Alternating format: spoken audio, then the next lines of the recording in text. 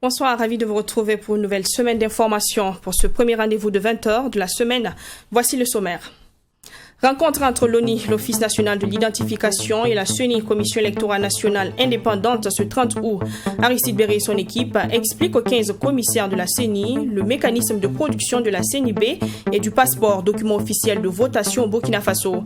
À l'occasion de cette rencontre, les deux institutions ont parlé de l'organisation des élections municipales de mai 2022.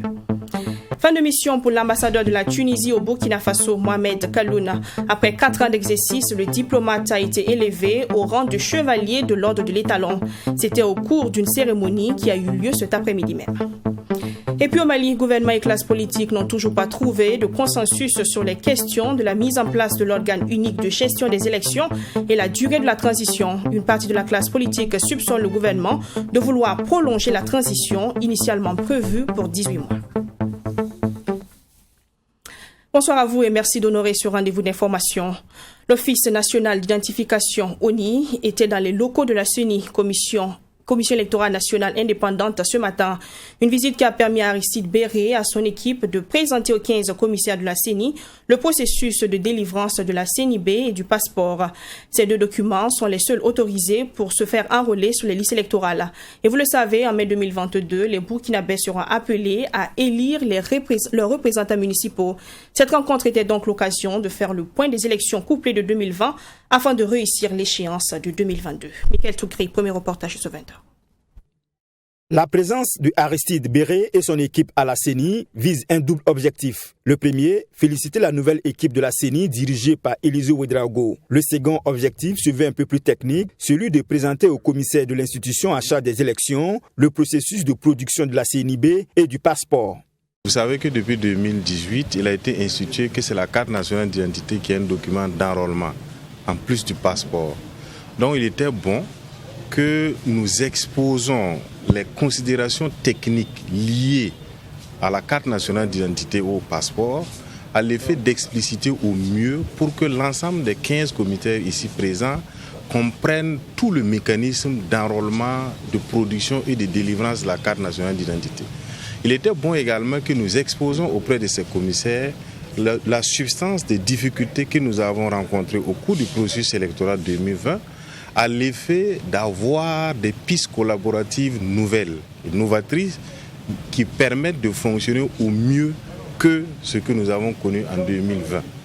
Le prochain défi pour l'équipe de la Commission électorale nationale indépendante CENI reste l'organisation des municipales de mai 2022. Et les deux institutions veulent tirer leçon aussi bien dans le processus de production de la CENIB que celui de l'enrôlement des électeurs dans le cadre des élections de novembre 2021. Il était important pour nous, au moment où nous projetions sur des activités, des opérations électorales devant nous conduire aux échéances que vous connaissez. C'est pourquoi nous avons souhaité cette rencontre technique avec l'Office national d'identification qui a en charge la production de ces documents. Pour que cette structure administrative puisse nous expliquer en profondeur les différents éléments, les différentes caractéristiques de ces documents pour que nous puissions mieux les comprendre. À travers cette rencontre, la Commission électorale nationale indépendante CENI et l'Office national d'identification ONI veulent être sur la même longueur d'onde. Pour l'ONI, donner aux Burkinabés des documents de votation, à savoir le passeport et la CENIB valide, afin de permettre à la CENI d'enrôler le maximum de Burkinabés en âge de voter. Fin de mission pour le premier ambassadeur de la République de Tunisie résidant au Burkina Faso. Après 4 années d'exercice, Mohamed Kaloun fait ses adieux au pays dont il reconnaît l'hospitalité. À l'occasion, le ministre en charge des Affaires étrangères et de la coopération Alpha Bari a tenu aujourd'hui même une cérémonie en l'honneur de l'ambassadeur, cérémonie au cours de laquelle il a été fait officier de l'ordre de l'Étalon. Sanata Siri. Après plus de 4 ans passés au Burkina Faso, l'ambassadeur de la République de Tunisie en fin de mission a vu ses mérites reconnus. Il a été élevé au rang d'officier de l'ordre de l'étalon lors de cette cérémonie d'hommage organisée par le ministère en charge des Affaires étrangères. Une médaille qui lui a été décernée en signe d'hommage et de reconnaissance de la nation burkinabé pour le travail abattu au cours de son séjour au Burkina Faso. Dès lors, avec vos collaborateurs, vous avez œuvré à approfondir davantage les relations d'amitié et de coopération entre le Burkina Faso et la République tunisienne. Et je voudrais ici saluer votre implication personnelle. Notre coopération concerne de nombreux domaines tels que l'éducation, la formation professionnelle, l'emploi, l'énergie, les mines, la santé, le commerce, la culture ou encore le domaine militaire. Je saisis cette occasion pour adresser mes sincères félicitations et dire ma satisfaction à l'équipe de votre ambassade qui vous a accompagné au cours de votre brillante mission. L'ambassadeur de la République de Tunisie a saisi l'occasion pour témoigner sa gratitude au président du Faso pour cette distinction et au peuple burkinabé pour son hospitalité. J'ai vécu dans ces pays des hommes intègres, une expérience particulière sur le plan personnel. J'ai puisé de sa richesse culturelle et j'ai eu plusieurs occasions de visiter ces grandes villes et de découvrir sa beauté enchanteresse. J'ai vécu avec les gens et j'étais parmi eux. J'ai essayé de sortir de la tradition stéréotypée de la diplomatie et me suis affranchi parfois des règles strictes de protocole. J'ai essayé d'être fidèle à l'engagement que mon pays m'a confié pour réussir ma mission dans une conjoncture délicate et difficile, que ce soit au niveau national ou régional caractérisé par des implications sécuritaires et sanitaires en raison de la pandémie de Covid-19. L'ambassadeur a également, au cours de cette cérémonie, exprimé la solidarité de son pays au Burkina Faso dans le cadre de sa lutte contre le terrorisme. L'établissement des relations diplomatiques entre le Burkina Faso et la Tunisie, faut-il le rappeler, date de 1964, selon le ministre Alpha Bari. Et Mohamed Kaloun est le premier ambassadeur résident de la République tunisienne auprès du Burkina Faso. Ce 30 août, à l'Université Aube Nouvelle, de nouveaux bacheliers ont eu droit à une séance d'information sur le choix du cursus universitaire. Organisée par l'Université Aube Nouvelle en collaboration avec l'association Les Merveilles du Faso, cette rencontre dénommée 1000 bacheliers a permis aux participants d'échanger avec des acteurs du système universitaire sur le choix de la filière et surtout sur comment réussir l'année académique. 1000 nouveaux bacheliers est une initiative qui a été pensée par l'association Les Merveilles du Faso en collaboration avec l'Université Aube Nouvelle. C'est une manière, selon les organisateurs, de permettre aux nouveaux bacheliers de savoir, entre autres, comment choisir leur filière et comment bien entamer leur cursus universitaire. Cette année, nous avons voulu innover en faisant venir l'ensemble des bacheliers du Burkina Faso pour, comme cela a été dit dans la salle, donner un certain nombre de conseils à ces nouveaux bacheliers-là pour qu'ils s'orientent bien. Parce que nous avons remarqué également à notre niveau que certaines orientations qui sont faites dès le départ sont remises en cause par les étudiants eux-mêmes au bout d'un mois, 2 mois. Et cela les met en retard. Pour l'association Les Merveilles du Faso, co-initiatrice de ce projet, cette activité qui a sa première édition a été une réussite car l'objectif qui était d'initier 1000 nouveaux bacheliers au monde universitaire et à l'entrepreneuriat est largement atteint. Je suis bien satisfait de l'engouement des nouveaux bacheliers parce que c'est une première édition et si on a eu autant de monde, c'est vraiment appréciable, c'est déjà une étape de franchie pour les prochaines éditions.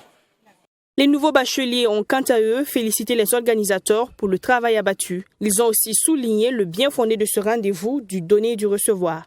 En tout cas, dans l'ensemble, la conférence m'a permis d'apprendre beaucoup de choses. Et ils nous ont orientés sur plusieurs filières. Moi, personnellement, en tout cas, je compte prendre la communication. Je suis venue, j'ai participé et je vois que vraiment leurs conseils, ça porte beaucoup. Et je pense que ça va m'aider à choisir mon université et puis, réussir mon année universitaire, quoi. À en croire les organisateurs, cette journée n'est qu'une première étape. La suite de la journée des 1000 bacheliers se tiendra du 10 au 15 septembre prochain à travers des formations à des prix subventionnés. Tradition respectée au ballet citoyen, une bougie de plus soufflée, une poche de sang offerte par chaque militant pour sauver des vies. À l'occasion de son 8e anniversaire, le ballet citoyen a tenu sa 8e édition de don de sang le 28 août dernier. Et c'est le CNTS, entendez, Centre national de transfusion sanguine, qui a reçu les donateurs du jour. Environ 100 poches de sang ont été collectées. Ami Valia, Abdourahmane. Ils étaient près d'une centaine, les membres du collectif Le Ballet Citoyen, à répondre présent à l'appel du Centre national de transfusion sanguine CNTS pour cette cérémonie de don de sang. Pour Rasmane Zinaba, responsable national à l'organisation du ballet citoyen, cette activité est une tradition volontariste du ballet citoyen concrétisée chaque année courant le mois d'août.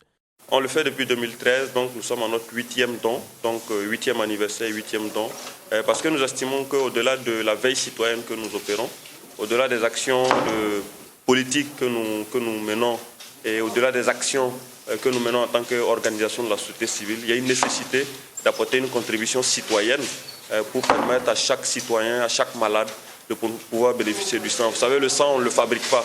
Et jusqu'à aujourd'hui, c'est encore des hommes qui peuvent donner du sang à d'autres hommes pour que leur vie soit sauvée. Et cette tradition-là, nous avons décidé de la respecter. Et tous les Cibales et toutes les Cibelles sont invités effectivement à faire ce don-là.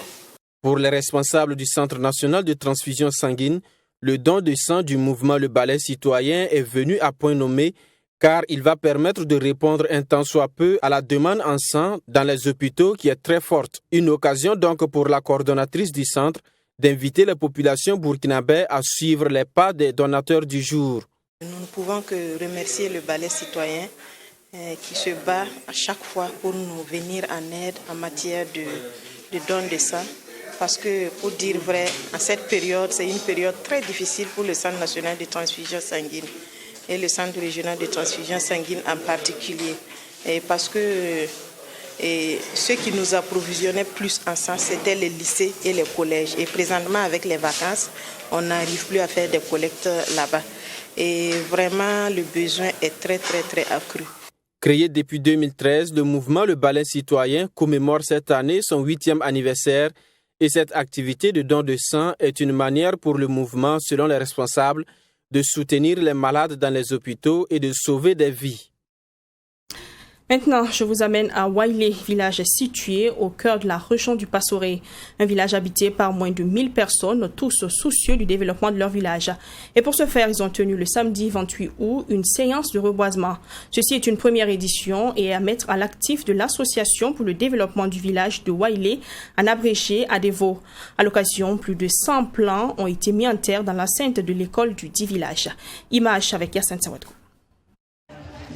L'association pour le développement du village de Wailé dans le Passoré vient de sacrifier à la tradition.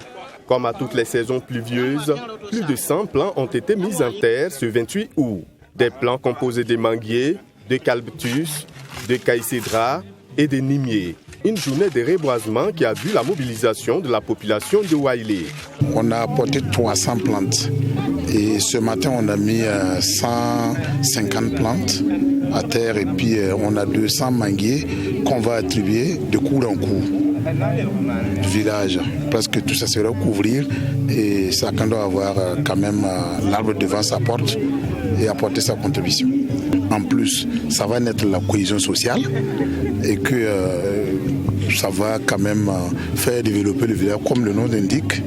Et voilà, nous comptons sur tout le monde et c'est notre première édition, c'est bien vrai, mais quand même nous voyons avec l'engouement qu'on a, je pense qu'à notre deuxième édition, ça va être plus fort que ça.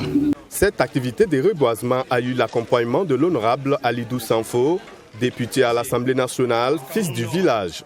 Il se dit fier d'être à cette journée de reboisement qui pour lui va permettre aux filles et fils de la localité de mieux se connaître. Tout naturellement, je dirais que c'est un devoir pour moi, parce que ce village qui m'a vu naître m'a tout donné. Donc j'ai pensé que Et il est important pour nous d'accompagner toute initiative entrant dans le cadre à faire d'abord en sorte que les fils et les filles du village se connaissent davantage, parce que vous savez bien que les gens sont éparpillés à travers les 4 coins du pays.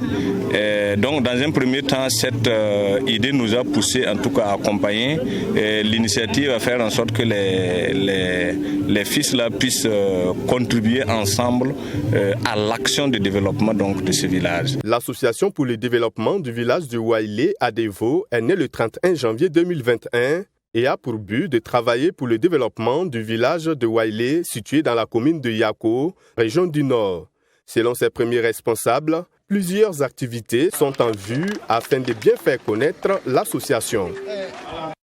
Les 27, 28 et 29 août dernier, l'association Vengom Tombange tenait la première édition du festival dénommé Festicita, un cadre de rencontre, de formation, de sensibilisation, mais aussi d'épanouissement des jeunes autour du concept Tonwakato.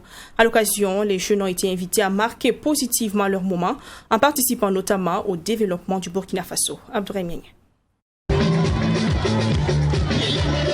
Une ambiance festive à l'espace de l'amitié ce 28 août pour marquer la première édition de Festicité, un festival qui vise à joindre l'utile à l'agréable à travers la sensibilisation des jeunes. Une vision de l'association Vengom Tombange à travers son concept Tonwakato qui signifie notre moment. Un concept à travers lequel les jeunes sont invités à marquer sainement leur temps et contribuer à la construction du pays. C'est pourquoi ce spectacle s'est voulu un cadre de sensibilisation des plus jeunes. On a bien travaillé et évité la consommation des alcools et la drogue. Merci. Pour atteindre les objectifs visés à travers le concept Tonwakato, l'association a initié plusieurs activités qui ont ponctué cette première édition de Festicité. Tonwakato pour dire notre moment. Nous demandons en fait aux jeunes de se rallier à nous tous pour pouvoir faire ce que nous disons, marquer notre génération. Et c'est dans ce sens que nous avons créé cette activité et pluridisciplinaire qui engage les jeunes, les parents, les enfants à travers les manèges et une kermesse avec le sport, ainsi que l'activité qui prend en compte le volet environnemental qui aujourd'hui est un aspect spécifique même du gouvernement aujourd'hui. Récemment, il y avait l'activité sur la sécurité routière. Nous avons aussi mis en place une commission de sensibilisation par rapport à ça. En plus, ces 72 heures d'activité ont permis de former les jeunes en entrepreneuriat et en leadership afin de mieux faire face aux nouveaux défis. Dans ces deux axes-là, nous avons développé à travers une conférence de presse et une formation ce matin avec d'éminentes personnalités du domaine, tels que les gens du ministère de la Jeunesse, pour l'information sur les différents fonds qui peuvent, par exemple, aider les jeunes pour un développement local, un développement particulier ou pour leur business, comme on aime le dire. Ce que nous disons et ce que nous avons dit aux jeunes, c'est qu'on ne doit pas tout attendre des responsables. On ne doit pas tout attendre du gouvernement, on ne doit pas tout attendre des autres. Nous-mêmes, nous pouvons être des acteurs majeurs de notre développement, de notre évolution. Et c'est ce que nous avons donné comme message aujourd'hui. Cette soirée a servi de cadre pour récompenser les vainqueurs du Maracana organisé à l'occasion de ce festival. Les organisateurs se félicitent déjà de la réussite de cette première édition de Festicité et souhaitent pérenniser cette activité pour une jeunesse consciente et responsable au Burkina Faso.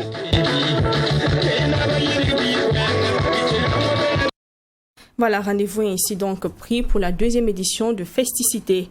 Sport football, nous nous intéressons à la finale de la deuxième édition de la Coupe des jeunes du secteur 5 de la ville de Kaya. Elle s'est jouée le 29 août dernier. Une compétition sportive qui vise à créer l'union et la solidarité entre les jeunes de la ville de Kaya, surtout dans un contexte où la ville accueille un nombre important de personnes déplacées internes. On reste avec notre reporter Abdourahmane. L'équipe Les Petits Bouchers de Kaya remporte ainsi la deuxième édition de la Coupe de la jeunesse du secteur 5 de Kaya. Il remporte la finale par le score de 1-0, but marqué à la première période de cette rencontre. Malgré les nombreuses occasions, l'équipe adverse, les Futurs Stars, habillés aux couleurs des étalons, n'ont pas pu égaliser. Et les vainqueurs disent avoir mérité ce trophée. Nous sommes très contents par la grâce de Dieu, nous avons remporté cette finale. Et personne ne s'est blessé au cours des matchs. Nous remercions Dieu pour cela. Nous remercions aussi tous ceux qui ont fait le déplacement et les organisateurs de cette compétition. Au-delà du sport, un défi majeur se cache derrière cette Coupe de la jeunesse. Il s'agit de créer un cadre fraternel, d'union et de cohésion entre les jeunes de la ville de Kaya. L'objectif au départ, c'était de pouvoir réunir la jeunesse de la commune de Kaya autour du football, autour du sport, pour parler de cohésion sociale. Au cours des différents matchs, nous avons constaté que le message est passé. Vous savez très bien que notre région est une région qui est attaquée, une région où nous avons accueilli des milliers de déplacés internes. Donc, c'est une occasion aussi pour nous de créer ces liens de fraternité entre ces différentes communautés, entre ceux qui sont venus, ceux qui sont là, pour que nous puissions vivre ensemble, pour travailler la main dans la main pour le développement de notre commune et partant de là, le Burkina Faso. Une vision noble et salutaire de la jeunesse, selon le député Alidou Sanfo, patron de cette édition. Il a promis accompagner ces jeunes pour relever le défi d'une jeunesse unie et solidaire. Nous pensons que ces genres d'initiatives renforcent naturellement la cohésion, le vivre ensemble. Et nous pensons que ce sont des actions qu'il faut multiplier pour travailler à la résilience, pour faire en sorte que les populations ne puissent pas baisser les bras, travailler au développement et aussi continuer la lutte contre le terrorisme. À noter que 18 équipes ont pris part à cette deuxième édition de la Coupe de la jeunesse. Le promoteur se félicite de la réussite de cette édition et prévoit une troisième édition plus grandiose. Il dit avoir foi quant à l'atteinte des objectifs visés par cette activité sportive au regard de l'engouement suscité par l'événement. Au Mali, la classe politique est toujours divisée autour des objectifs de la transition. Il s'agit notamment de l'organisation des assises nationales de la transition, la mise en place de l'organe unique de gestion des élections et la durée de la transition. Le cadre de concertation des partis politiques, qui regroupe un certain nombre de grands partis politiques, refuse d'accompagner le gouvernement sur ces chantiers. Il soupçonne d'ailleurs le gouvernement de vouloir prolonger le délai de transition. On retrouve Bourema Soulo sur place à Bamako. Toujours aucun compromis entre le gouvernement et certains principaux partis politiques. En plus du contentieux autour de la mise en place d'un organe unique de gestion des élections, il y a d'autres points de discorde. Pour Amadou Goïta, président du PSI Lenkoura, membre du cadre de concertation, les assises nationales prônées par le gouvernement sont inutiles. Respectons par rapport au délai de la transition, respectons nos engagements. Nous avons décidé de faire cette transition pendant 18 mois. Nous sommes déjà à 12 mois. Il reste 6 mois. Celui qui ne veut pas quand il peut ne pourra jamais, au moins il l'aura voulu. Donc si on veut aller à un contrat national bis, qu'on le dise. Nous pensons que les 2,5 milliards que nous voulons mettre dans les assises nationales, le Mali en a besoin. Nous sommes tellement déplacés, je pense que ce sera plus utile pour eux. Autre sujet qui fâche le cadre de concertation des partis politiques, c'est le respect du délai de la transition. Sur ce point, Jamil Bitar, membre du M5 RFP, clarifie que le délai de 18 mois n'est écrit nulle part dans la charte de transition. Les discussions de la charte, nous étions présents, mais il ne me revient pas dans l'esprit, jusqu'à preuve du contraire, qu'il avait été question de 18 mois pour parachever toutes les ambitions que le peuple malien avait porté sur la place publique. 18 mois, l'épée Damoclès, non. Nous disions que nous ne voulons pas d'une transition bâclée. Entre ceux qui sont pour la prolongation de la transition et ceux qui sont contre, le Premier ministre assure que les autorités de la transition vont respecter leurs engagements de 18 mois. Une question centrale est revenue, la durée de la transition. Les partis ont des avis tranchés. Nous leur avons dit que le gouvernement s'est engagé à faire tout ce qui dépend de lui, faire respecter ses engagements. Et c'est pour cela que nous travaillons d'arrache-pied pour atteindre ces objectifs. Pour le reste, rien ne sera décidé sans les Maliens. Le cadre de concertation des partis politiques prévient qu'il ne cautionne aucune prolongation de la transition sous la primature de l'actuel Premier ministre. En Afghanistan, des roquettes ont été tirées ce lundi dans la matinée vers l'aéroport de Kaboul à la veille du départ de l'armée américaine. La présence de l'armée américaine en Afghanistan a duré plus de 20 ans. Les évacuations se font sous la menace d'attentats du groupe djihadiste État islamique. Face à la situation, l'ONU a convoqué une réunion des membres permanents ce jour même. C'est un balai incessant sur le tarmac de l'aéroport international de Kaboul. Les avions militaires continuent à décoller. L'armée américaine procède à ses dernières évacuations d'Afghanistan alors que le retrait américain du pays doit s'achever ce mardi. Alors que les troupes britanniques sont déjà parties, les forces américaines encore sur le terrain opèrent dans un climat plus que tendu. La dernière phase des opérations d'évacuation a en effet été alourdie par un attentat ce jeudi aux abords de l'aéroport de la capitale afghane. Attentat revendiqué par l'EIK, la branche afghane de l'État islamique, et qui a fait une centaine de morts, dont 13 militaires américains et 2 britanniques. Dimanche, l'armée américaine a détruit un véhicule chargé d'explosifs à Kaboul, enrayant une menace imminente de l'EIK. Une deuxième frappe aurait aussi atteint une maison. Les États-Unis ont annoncé enquêter sur 2 possibles victimes civiles après des témoignages allant dans ce sens.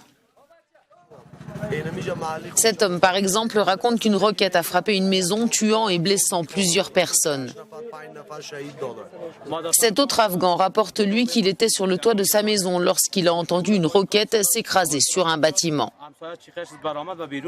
L'attaque de l'EIK a entraîné un renforcement des patrouilles de combattants talibans dans les rues de Kaboul, alors que des milliers d'Afghans espèrent toujours pouvoir quitter le pays, tombé aux mains des fondamentalistes mi-août.